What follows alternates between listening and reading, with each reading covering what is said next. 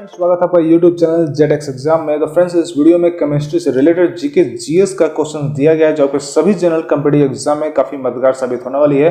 और इसके अलावा मैं और भी अलग सब्जेक्ट पर जीके जीएस का वीडियो अपलोड करूंगा, तो इस वीडियो के अंत तक बने रहिए। और साथ ही साथ आपको वीडियो अच्छी लगती है तो सब्सक्राइब जरूर करें और साथ बेल आइकन का बटन भी प्रेस कर दें ताकि न्यू वीडियो का नोटिफिकेशन आपको मिलता रहे। तो चलिए आगे चलते हैं। पहला क्वेश्चन आपका दिया हुआ है, बॉक्साइट का रासायनिक नाम क्या है? बॉक्साइट का रासायनिक नाम क्या है? तो बॉक्साइट का रासायनिक नाम है हाइड्रेटेड एल्यूमिना।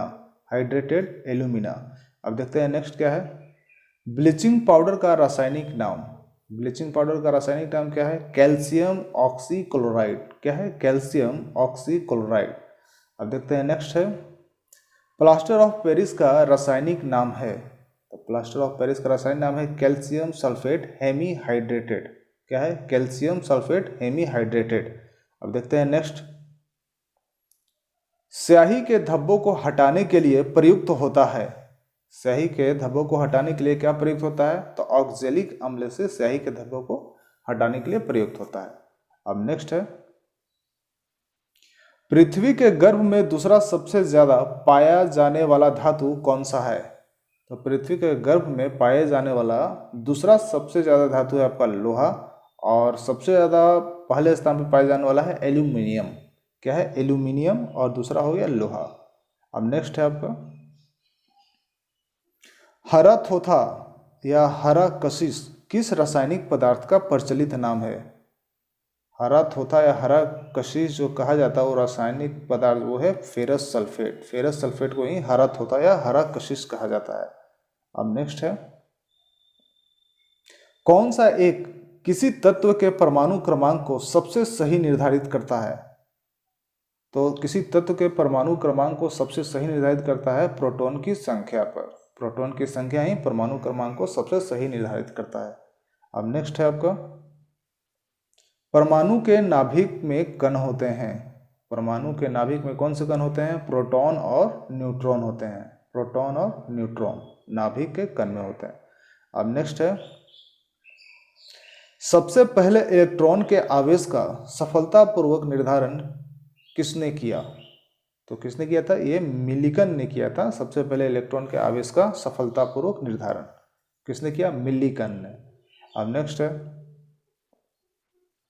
रदरफोर्ड के प्रकीर्णन परीक्षण ने किसकी मौजूदगी को सिद्ध किया? तो रदरफोर्ड के जो प्रकीर्णन परीक्षण हुआ उसने परमाणुओं में न्यूक्लियस के मौजूदगी का सिद्ध किया था। अब देखते हैं नेक्स्ट, न्यूट्रॉन की खोज किसने की? तो न्यूट्रॉन की खोज की थी चैडविक ने। अब नेक्स्ट है इसमें, किसी परमाणु का रासायनिक व्यवहार निर्भर करता है उसके किस पर करता है? उसके न्यूक्लियस के गिर्द घूम रहे इलेक्ट्रॉन की संख्या पर किसी परमाणु का रासायनिक व्यवहार निर्भर करता है। अब नेक्स्ट है आपका, किस न्यूक्लियर कण में कोई द्रव्यमान और कोई आवेश नहीं होता किंतु प्रचक्रण होता है?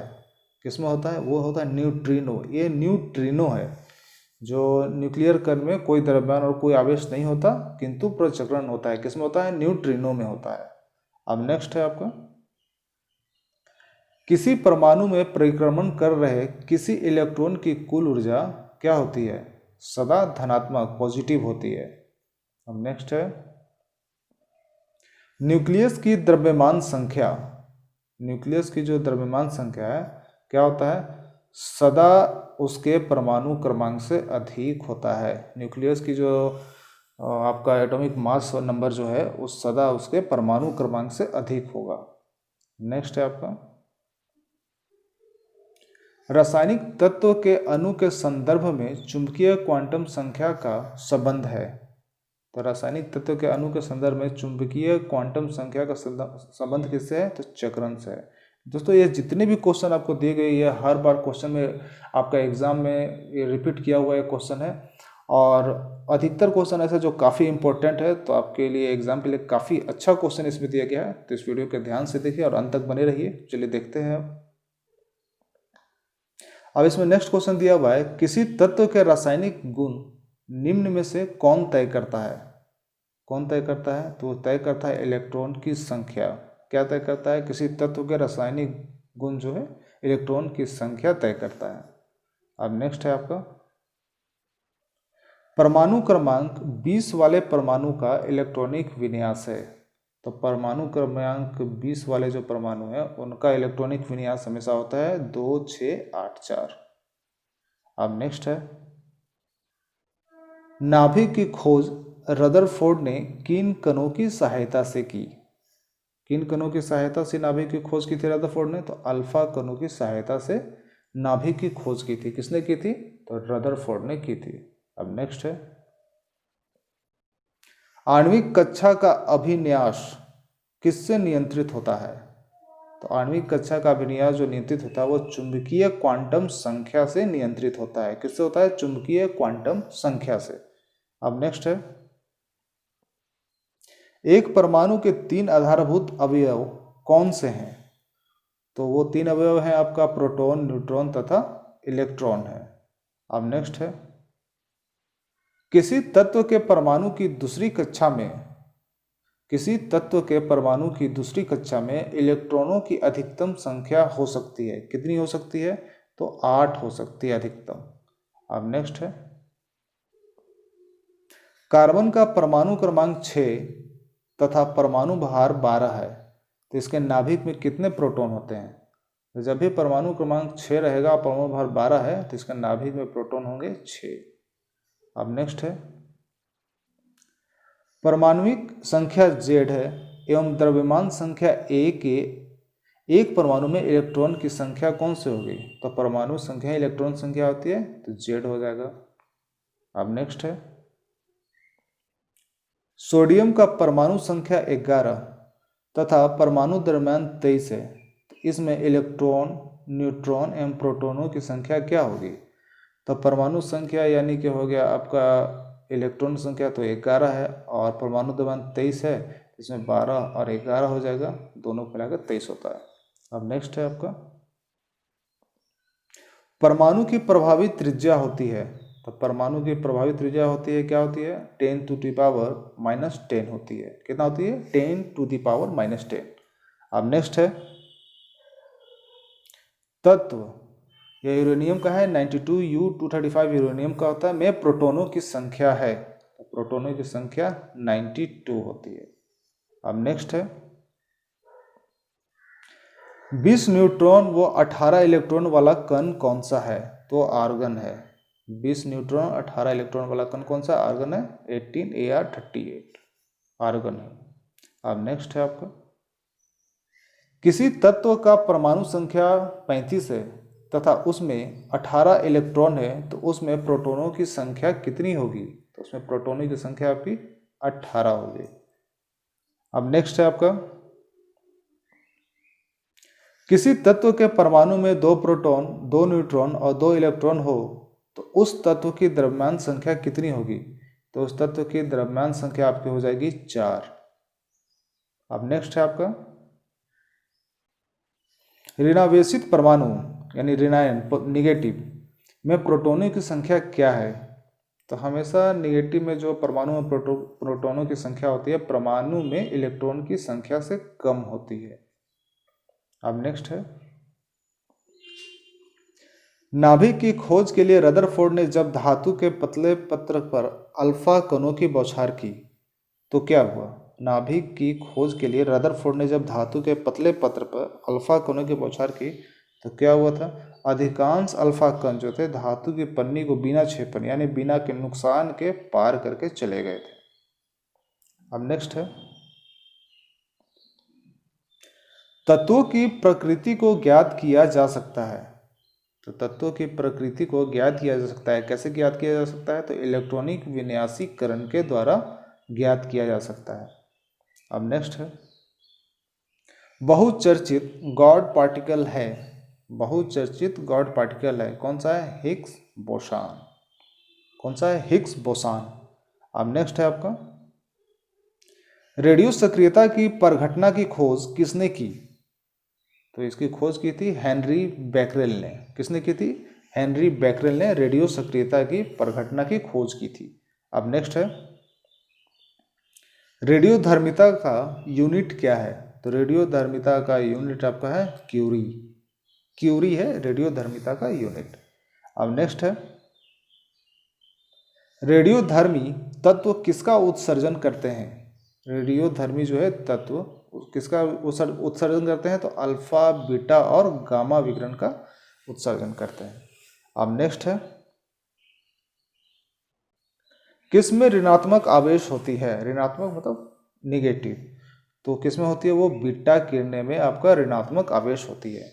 अब नेक्स्ट है आपका, गामा किरणें क्या होती है? तो गामा किरणें आपकी होती है रेडियो सक्रिय पदार्थों द्वारा उत्सर्जित उच्च ऊर्जा युक्त किरणें होती हैं, इसे गामा किरणें होती हैं। रेडियो सक्रिय पदार्थों द्वारा उत्सर्जित उच्च ऊर्जा युक्त किरणें होती हैं। अब नेक्स्ट है, नाभिकीय विखंडन के दौरान श्रृंखला अभिक्रिया को नियंत्रित करने के लिए न्यूट्रॉन का अवशोषण करने हेतु किसका प्रयोग किया जाता है? तो प्रयोग किया जाता है बोरॉन का। नाभिकीय विखंडन के दौरान श्रृंखला अभिक्रिया को नियंत्रित करने के लिए, न्यूट्रॉनों का अवशोषण करने के लिए बोरॉन का उपयोग किया जाता है। अब नेक्स्ट है आपका, कौन एक रेडियो एक्टिव तत्व नहीं? तो इसमें यह है कि जर्कोनियम जो है आपका रेडियो एक्टिव तत्व नहीं है। अब नेक्स्ट है आपका, रेडियोधर्मी पदार्थ का आधा जीवन काल 70 दिन का है, उसी पदार्थ का 1 ग्राम कितने दिन बाद 0.25 ग्राम रह जाएगा? तो 140 दिनों के बाद 0.25 ग्राम रह जाता है। अब नेक्स्ट है आपका, यूरेनियम विखंडन की सतत प्रक्रिया को जारी रखने के लिए किस कण की जरूरत होती है? तो न्यूट्रॉन की जरूरत होती है यूरेनियम विखंडन की सतत प्रक्रिया को जारी रखने के लिए। अब नेक्स्ट है आपका, परमाणु बम का आविष्कार किसने किया था? तो परमाणु बम का आविष्कार किया था ऑटो हॉर्न ने। किसने? ऑटो हॉर्न ने। अब नेक्स्ट है, परमाणु शक्ति संयंत्र किस सिद्धांत पर काम करता है? तो परमाणु शक्ति संयंत्र जो काम करता है वो विखंडन के सिद्धांत पर काम करता है। तो देखते हैं नेक्स्ट क्या है, किस प्रक्रिया की अभिक्रिया से सबसे अधिक हानिकारक विकिरण पैदा होता है? तो विखंडन अभिक्रिया से सबसे अधिक हानिकारक विकिरण पैदा होता है। अब नेक्स्ट है, हाइड्रोजन बम किस सिद्धांत पर कार्य करता है? हाइड्रोजन बम जो है किस सिद्धांत पर कार्य करता है? तो वो सिद्धांत पर कार्य करता है अनियंत्रित संलयन अभिक्रिया पर। अनियंत्रित संलयन अभिक्रिया के सिद्धांत पर काम करता है हाइड्रोजन बम। अब नेक्स्ट है, रेडियोधर्मी पदार्थ में किस दौरान कोई परिवर्तन नहीं होता? तो रेडियोधर्मी पदार्थ में गामा उत्सर्जन जो होता है उसके दौरान कोई परिवर्तन नहीं होता है। अब नेक्स्ट है आपका, रेडियो तत्वों में से किसका उपयोग मनुष्य के शरीर में रक्त प्रवाह की गति के मापन में किया जाता है? रेडियो तत्वों में से किसका उपयोग मनुष्य के शरीर में रक्त प्रवाह की गति से मापन किया जाता है? तो रेडियो सोडियम का उपयोग जो है मनुष्य के शरीर में रक्त प्रवाह की गति के मापन में किया जाता है। अब नेक्स्ट है आपका, किसी तत्व के समस्थानिकों के बीच अंतर किनकी भिन्न संख्या की उपस्थिति के कारण होता है? तो ये होता है न्यूट्रॉन की जो है संख्या, ये जो उपस्थिति के कारण होता है आपका न्यूट्रॉन जो है तत्व के समस्थानिकों के बीच अंतर जो होता है भिन्न संख्या की उपस्थिति के कारण होता है। अब नेक्स्ट है, हाइड्रोजन के सक्रिय समस्थानिक को कहते हैं, हाइड्रोजन के सक्रिय समस्थानिक को क्या कहते हैं? ट्राइटियम कहते हैं। क्या कहते हैं? ट्राइटियम। अब नेक्स्ट है आपका, कोबाल्ट 60 आमतौर पर विकिरण चिकित्सा तथा कैंसर जैसे रोगों में प्रयुक्त होता है क्योंकि यह उत्सर्जित करता है गामा किरणें। तो गामा किरणें से ही आपका चिकित्सा क्षेत्र में काम आता है गामा किरणें का, और कैंसर जैसे रोगों में प्रयुक्त होता है। तो फ्रेंड्स, आप अगर इस चैनल पर नए हैं तो इस चैनल को जरूर सब्सक्राइब कीजिए ताकि न्यू वीडियो का अपडेट नोटिफिकेशन मिलता रहे। अगर आप सब्सक्राइब नहीं करेंगे तो दोस्तों मैं आगे वीडियो कैसे बनाऊँगा, तो ज़रूर मैं आपसे रिक्वेस्ट करता हूँ कि इस वीडियो को सब्सक्राइब जरूर करें। अब देखते हैं नेक्स्ट क्या है,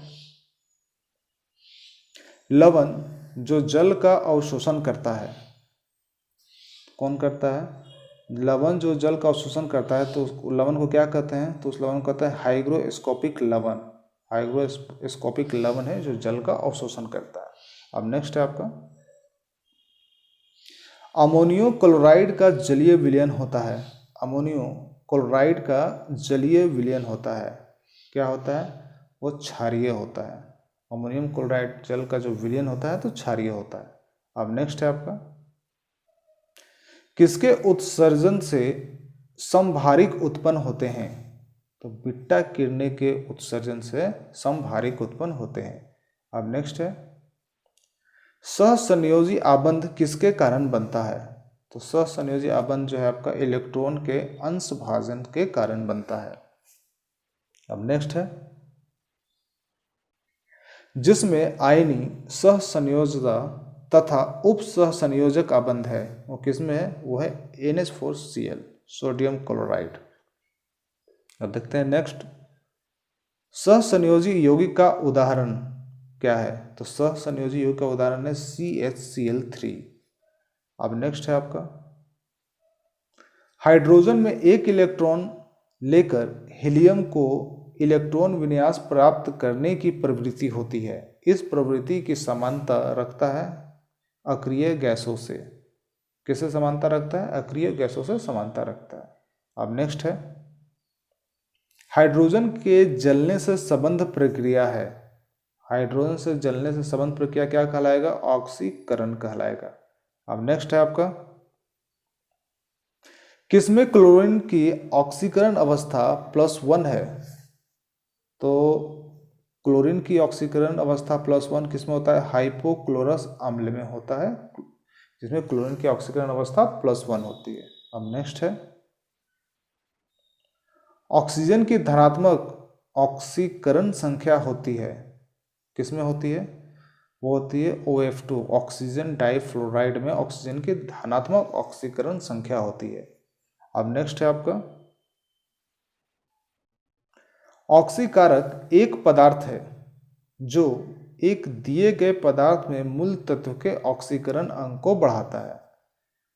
क्या है, ऑक्सीकरण एक पदार्थ है, क्या है, उसका आंसर आपका दिया हुआ है एक दिए गए पदार्थ में मूल तत्व के ऑक्सीकरण अंग को बढ़ाता है, वही एक ऑक्सीकारक है।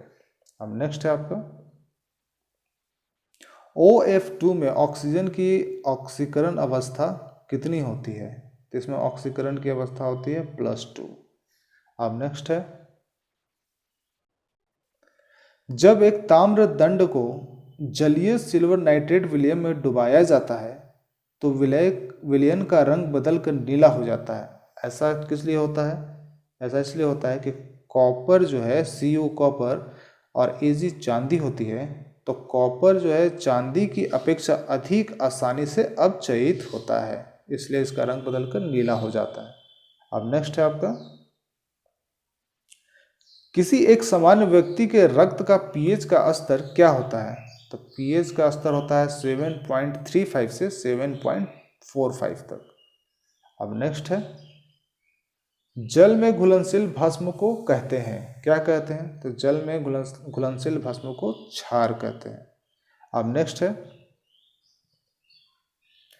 pH मूल्यांक दर्शाता है, pH मूल्यांक दर्शाता है, क्या दर्शाता है, किसी घोल के अम्लीय या क्षारीय होने का मूल्यांक को दर्शाता है ये। अब नेक्स्ट है अमोनियम क्लोराइड का जलीय विलयन क्या होता है, क्षारीय अम्ल होता है, तो यह क्षारीय होता है। अब नेक्स्ट है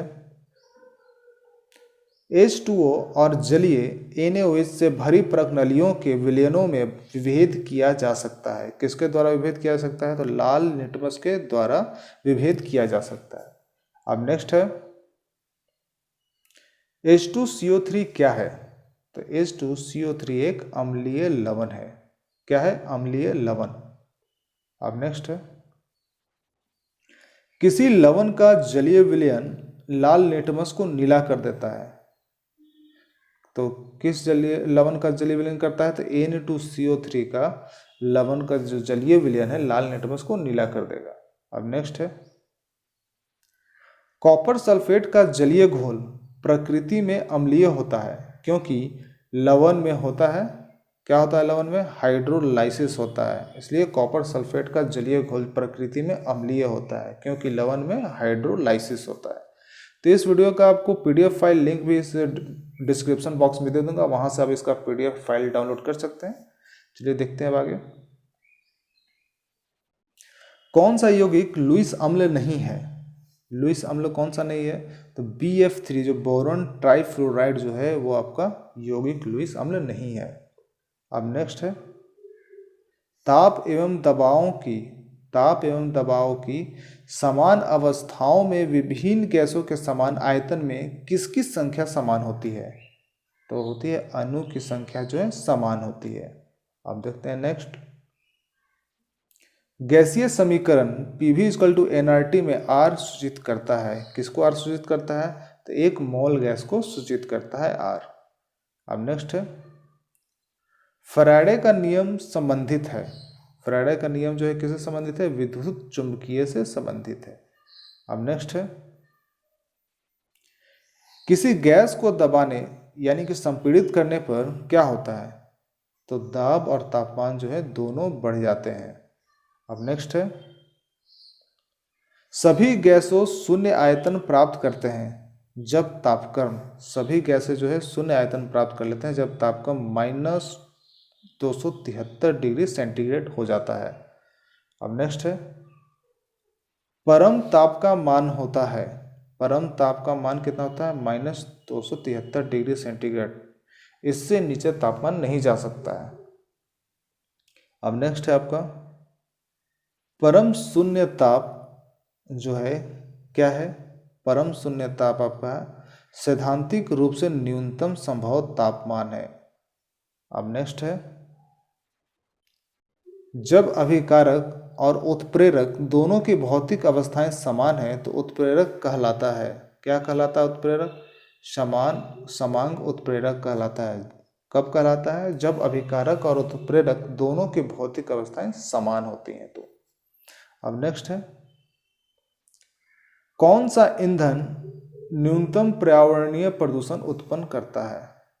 तो हाइड्रोजन जो ये ईंधन के रूप में कार्य होता है इसका, तो ये न्यूनतम पर्यावरणीय प्रदूषण उत्पन्न करता है, कम से कम प्रदूषण उत्पन्न करता है।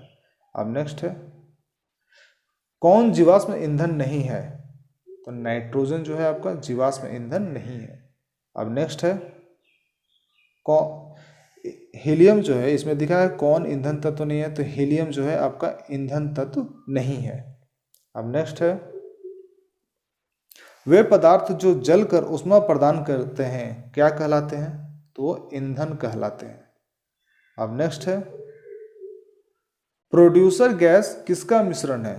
तो प्रोड्यूसर गैस जो है CO+N2 का मिश्रण है।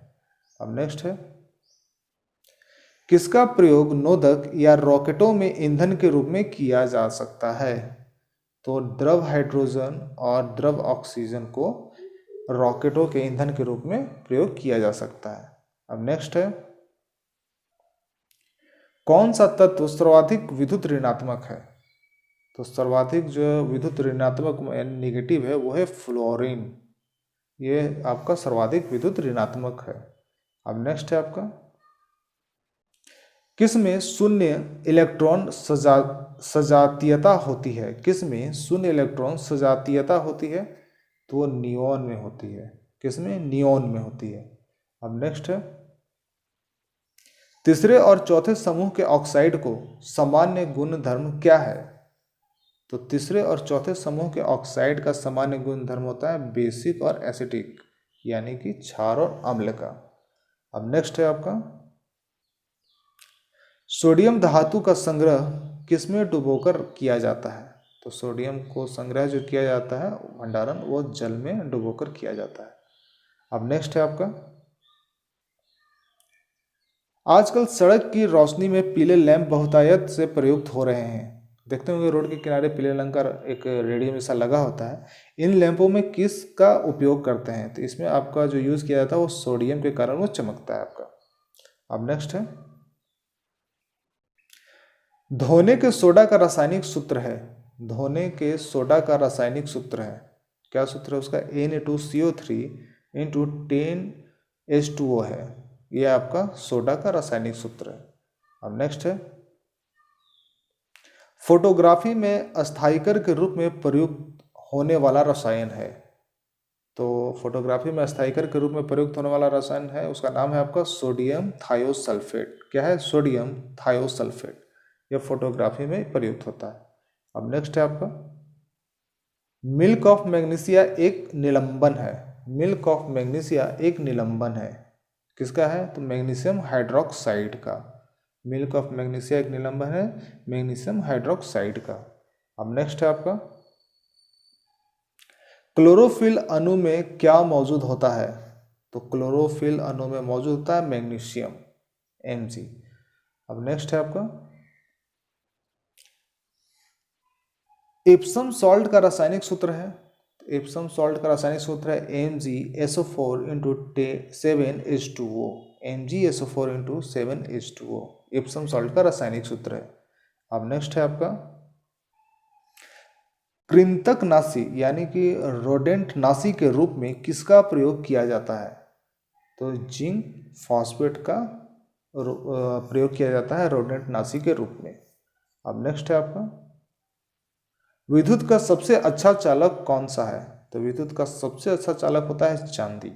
कौन सा होता है? चांदी होता है विद्युत का सबसे अच्छा चालक होता है।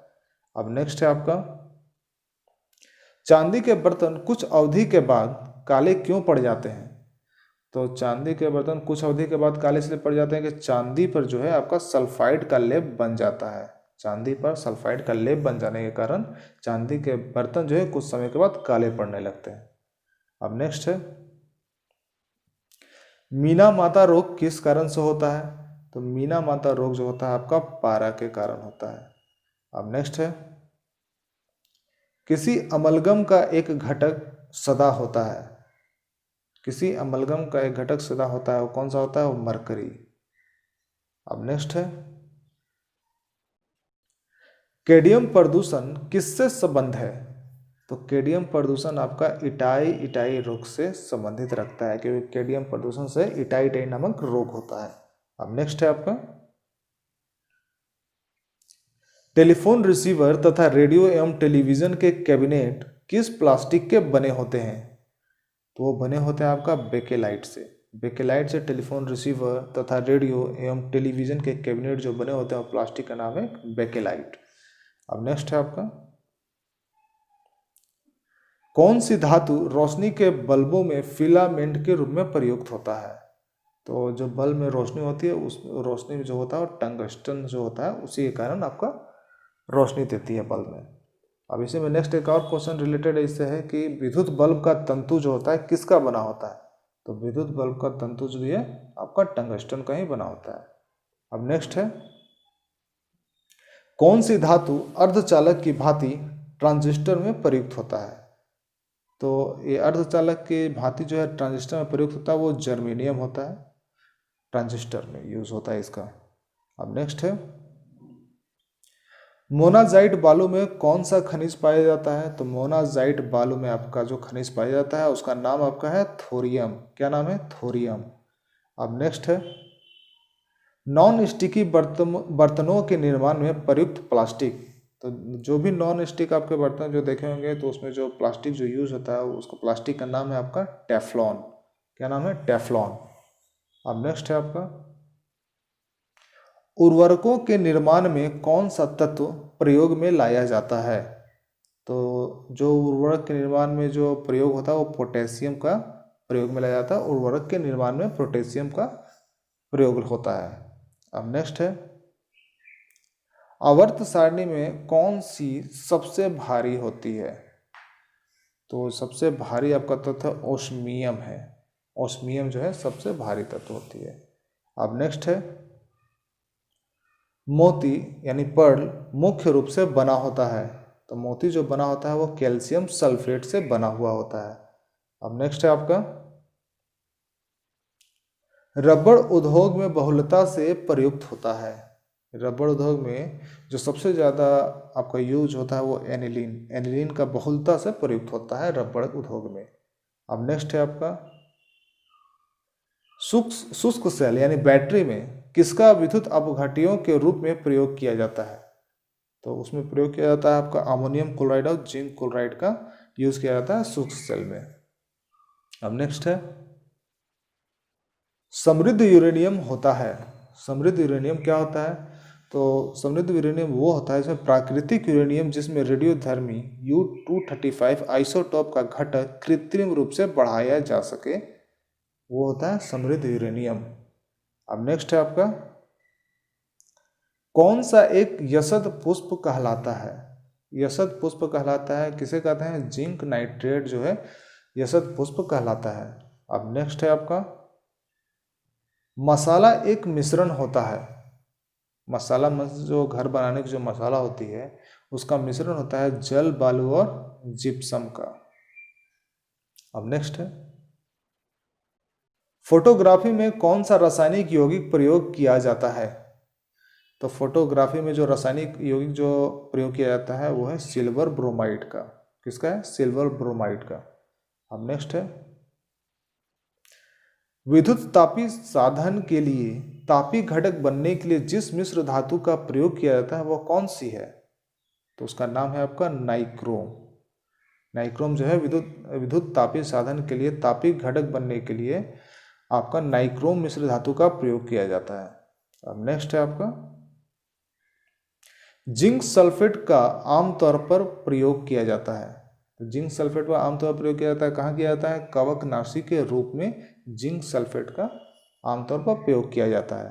अब नेक्स्ट है माणिक और नीलम किसे ऑक्साइड है? यहाँ पर थोड़ा सा टाइपिंग मिस्टेक है, किसे जगह किसके होगा? माणिक और नीलम किसके ऑक्साइड है? तो एल्युमिनियम के ऑक्साइड है। अब नेक्स्ट है आपका ऑडियो और वीडियो टेप पर कौन सा रासायनिक पदार्थ का लेप रहता है? तो ऑडियो और वीडियो टेप पर आपका जो लेप होता है वो आयरन ऑक्साइड का होता है। किसका होता है? आयरन ऑक्साइड का। अब नेक्स्ट है किस बिजली की इस्त्री को गर्म करने के लिए किस धातु का प्रयोग किया जाता है? तो जो भी आयरन देखते होंगे जिसे इस्त्री कहते हैं, उसमें जो गर्म करने के लिए जो धातु का प्रयोग किया जाता है वो आपका नाइक्रोम होता है।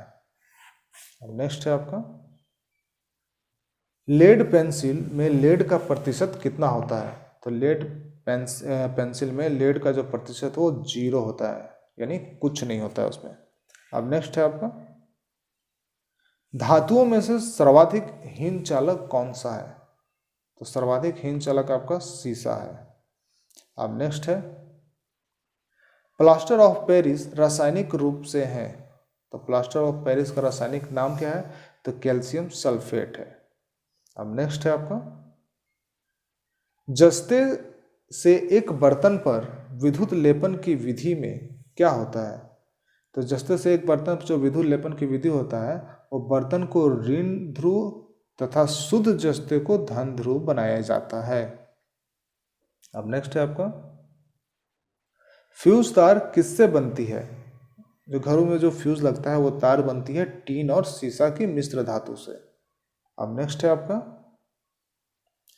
किस धातु से बनाया गया मिश्र धातु हवाई जहाज तथा रेल के डिब्बे में पुर्जे बनाने के काम में लिया जाता है?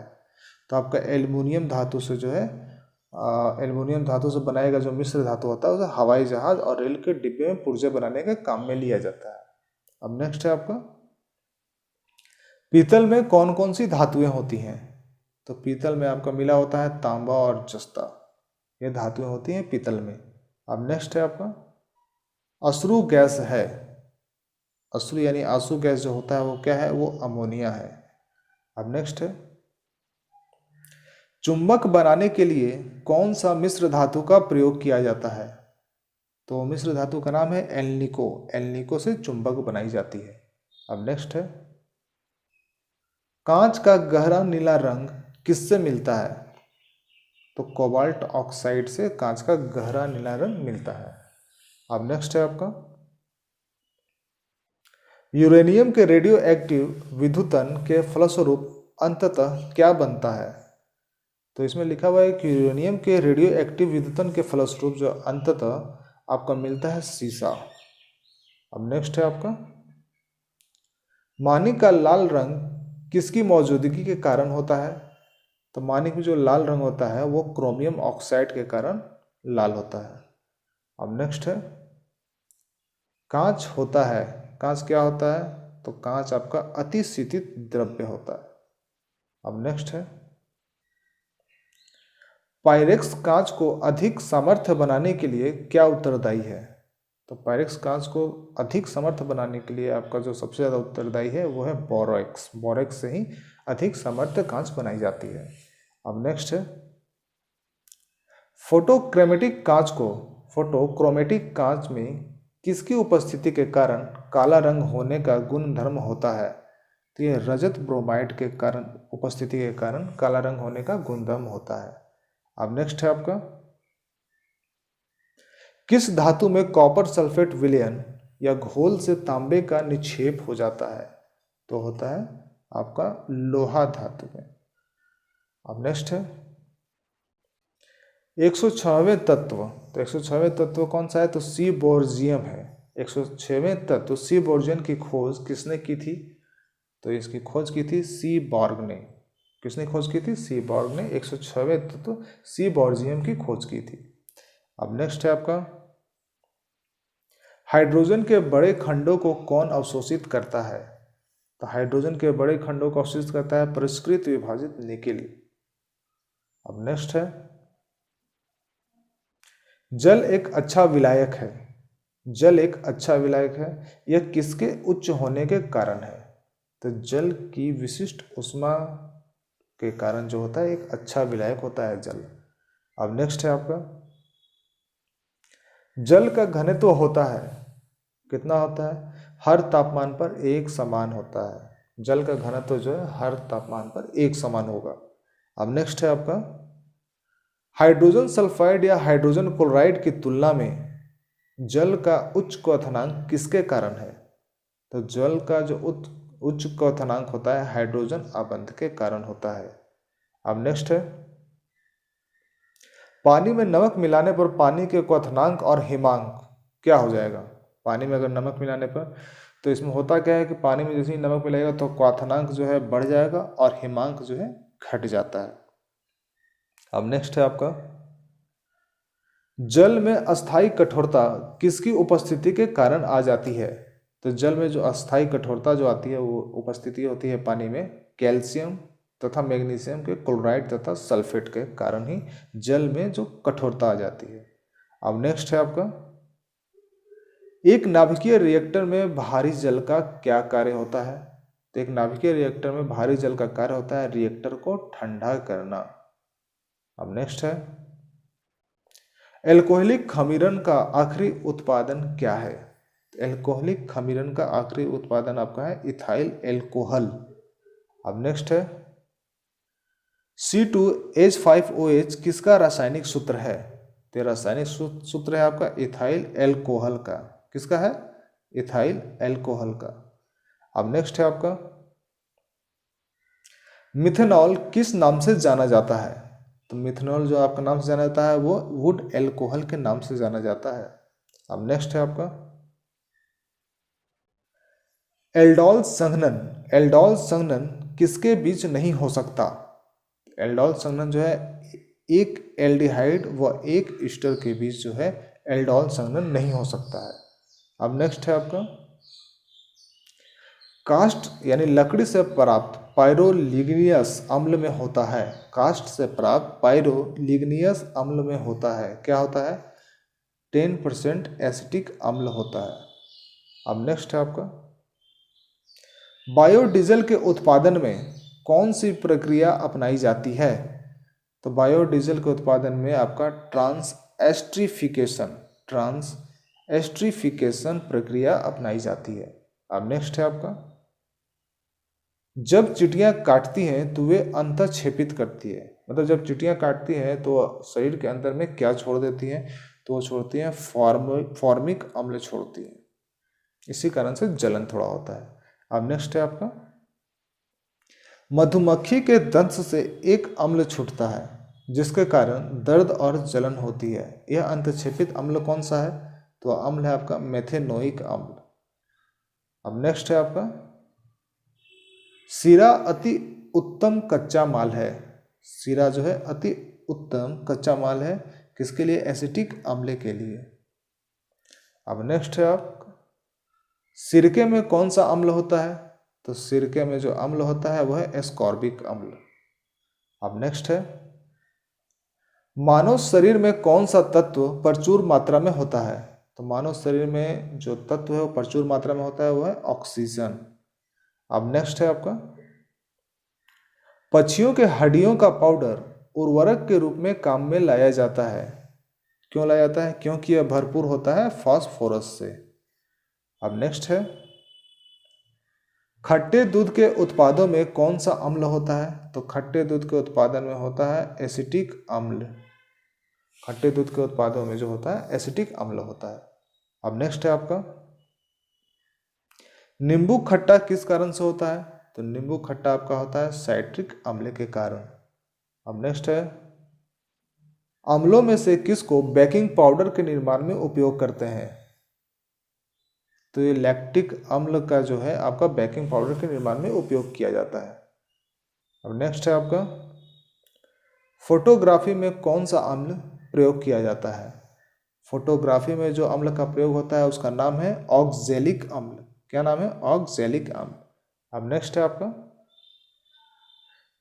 कपड़ों से जंग के धब्बे हटाने के लिए प्रयोग किया जाता है। तो कपड़ों से जंग के धब्बे हटाने के लिए ऑक्जेलिक अम्ल का ही प्रयोग किया जाता है। अब नेक्स्ट है आपका, मानव गुर्दे में बनने वाली पथरी प्रायः बनी होती है। मानव शरीर में जो सुनते होंगे पथरी बन जाती है वो किस चीज़ की बनी होती है? वो बनी होती है कैल्शियम ऑक्जेलेट की। किसकी? कैल्शियम ऑक्जेलेट की। अब नेक्स्ट है आपका,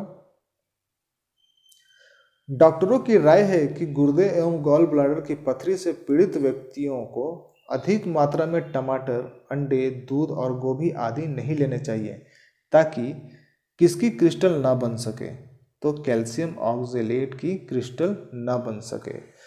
होता क्या है कि जिसमें पथरी होते हैं वो आपको डॉक्टर मना कर देते हैं टमाटर, अंडे, दूध और गोभी खाने के लिए, क्योंकि इससे पथरी जो है और भी बढ़ती रहती है। अब नेक्स्ट है आपकी, यूरिया का रासायनिक सूत्र होता है। तो यूरिया का रासायनिक सूत्र है NH2CONH2। क्या है? NH2CONH2। यह है यूरिया का रासायनिक सूत्र। अब नेक्स्ट है आपका, आइडोफॉर्म का प्रयोग किस रूप में किया जाता है? तो आइडोफॉर्म का प्रयोग जो है आपका प्रतिरोधी के रूप में किया जाता है। अब नेक्स्ट है, लौह उत्प्रेरक की उपस्थिति में बेंजीन क्लोरीन गैस के साथ प्रतिक्रिया करके क्या बनता है? तो बनता है क्लोरोबेंजीन। अब नेक्स्ट है आपका, कौन सा पदार्थ खाने की वस्तुओं के परिरक्षण में प्रयुक्त होता है? तो सोडियम बेंजोएट जो है खाने के पदार्थ वस्तुओं के परीक्षण में प्रयुक्त होता है। अब नेक्स्ट है, फलों के रस को सुरक्षित रखने के लिए किसका प्रयोग किया जाता है? तो फलों के रस को सुरक्षित रखने के लिए बेंजोइक अम्ल का प्रयोग किया जाता है।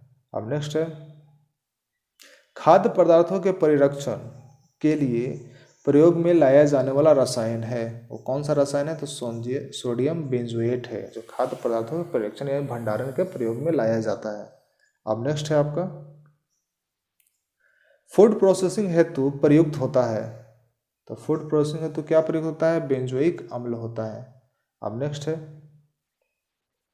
आंसू गैस में प्रयुक्त होता है। आंसू गैस में क्या प्रयुक्त होता है? क्लोरोएसिटोफिनोन होता है। क्या है? क्लोरोएसिटोफिनोन। अब नेक्स्ट है, नैप्थलीन का मुख्य स्रोत है। नैप्थलीन का मुख्य स्रोत क्या है? कोलतार। कोलतार से नैप्थलीन निकलती है। अब नेक्स्ट है आपका, टेफ्लॉन क्या है? तो टेफ्लॉन एक है फ्लोरोकार्बन है टेफ्लॉन। अब नेक्स्ट है, आर्नोल किससे बनने वाला पॉलीमर है? आर्नोल किससे बनने वाला पॉलीमर है? किससे बनने वाला? तो विनाइल क्लोराइड से बनने वाला पॉलीमर है। अब नेक्स्ट है आपका, क्लोरोइथिलीन के बहुलीकरण से प्राप्त होता है। क्लोरोइथिलीन के बहुलीकरण से प्राप्त होता है। क्या प्राप्त होता है? PVC प्राप्त होता है। अब इसमें नेक्स्ट क्वेश्चन दिया हुआ है आपका कि ट्राई नाइट्रो टॉलुइन है, क्या है ये? तो यह एक विस्फोटक है। अब नेक्स्ट है आपका प्राकृतिक बहुलक नहीं है। तो इसमें जो आपका प्राकृतिक बहुलक नहीं है वो नाइलॉन जो होता है प्राकृतिक बहुलक नहीं होता है। अब नेक्स्ट है बुलेट प्रूफ सामग्री बनाने के लिए कौन सा बहुलक प्रयुक्त होता है? तो बुलेट प्रूफ सामग्री बनाने के लिए आपका जो बहुलक प्रयुक्त होता है उसका नाम है पॉलीएथिलीन। पॉलीएथिलीन जो है बुलेट प्रूफ सामग्री बनाने के लिए प्रयुक्त होता है।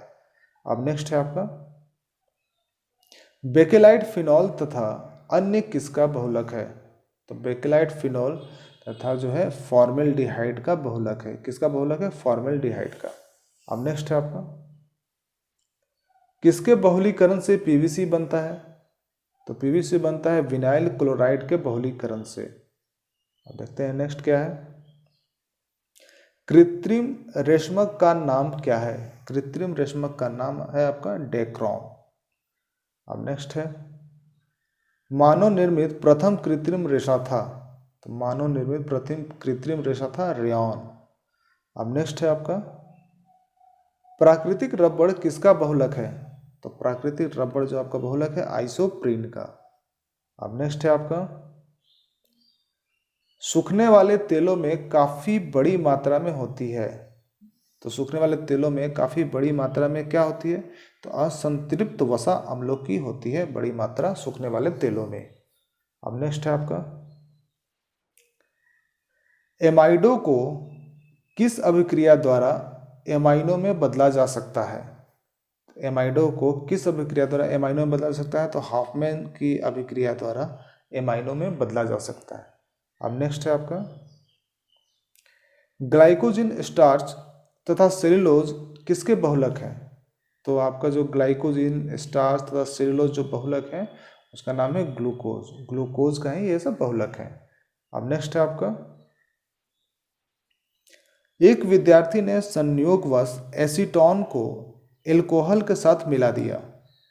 तो एसीटोन एवं एल्कोहल के इस मिश्रण को कैसे अलग कर सकते हैं? तो इसको अलग कर सकते हैं प्रभाजी आसवन के द्वारा।